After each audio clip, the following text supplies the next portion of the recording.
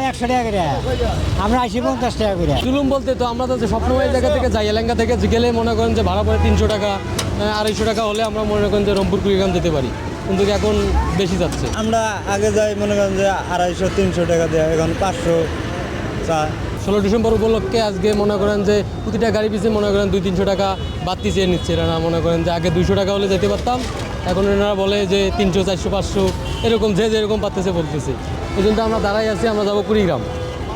এখন গাড়িগুলো তো আমরা পাচ্ছি না, যেভাবে ভাড়া চাচ্ছে ওনারা, কি বলবো এই জায়গায় আমাদের কিছু বলার নেই। 16 ডিসেম্বর উপলক্ষে ওরা বলতেছে, আমরা তো কিছু বলতে পারি না। ওনারা কিছু বলে না, ওনারা ডাইরেক্ট এসে বলে যে রংপুর যেতে হলে 500 টাকা লাগবে, 600 টাকা লাগবে। যেমন একটু আগে একটা গাড়ি গেলো বলতেছে 600 টাকা লাগবে, রংপুর যেতে হলে, কুড়িগ্রাম যেতে হলে 700 টাকা লাগবে, এরকম বলে ভাড়া যাচ্ছে। এটা জুলুম বলতে তো আমরা তো যে সবসময় এই জায়গা থেকে যাই, এলাঙ্গা থেকে গেলে মনে করেন যে ভাড়া পড়ে 300 টাকা 250 টাকা হলে আমরা মনে করেন যে রংপুর কুড়িগ্রাম যেতে পারি, কিন্তু এখন বেশি যাচ্ছে। একমাত্র স্মার্ট সিটি বসুন্ধরা, আধুনিকতায় এক ধাপ এগিয়ে। টান কাটতে আছে টাঙ্গাইল, এখন যাব কুড়িগ্রাম ভুরুমারি। মনে করেন যে ওই ভাড়া ওই যে উনি যা করলো তাই, মনে করেন যে রংপুর 400-500 চা। এখন ওই যে আমরা আগে যাই মনে করেন যে 250-300 টাকা দেয়, এখন 500 চা এরকম।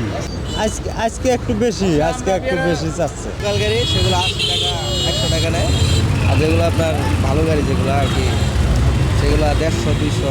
আগের তুলনায় ধরেন 50 টাকা 100 টাকা গাড়ি বেঁধে হয়তো যাত্রী চাপ বেশি। আমি আসছি ভালুকা থেকে, আমি ভালুকা থেকে বগুড়া যাবো। এটা বেশি নেওয়াটা এখন এরা তো সুযোগ যখন পায় তখন বেশি নেয়, যাত্রী চাপ বেশি থাকলে গাড়ি কম থাকলে তখন বেশি নেয়।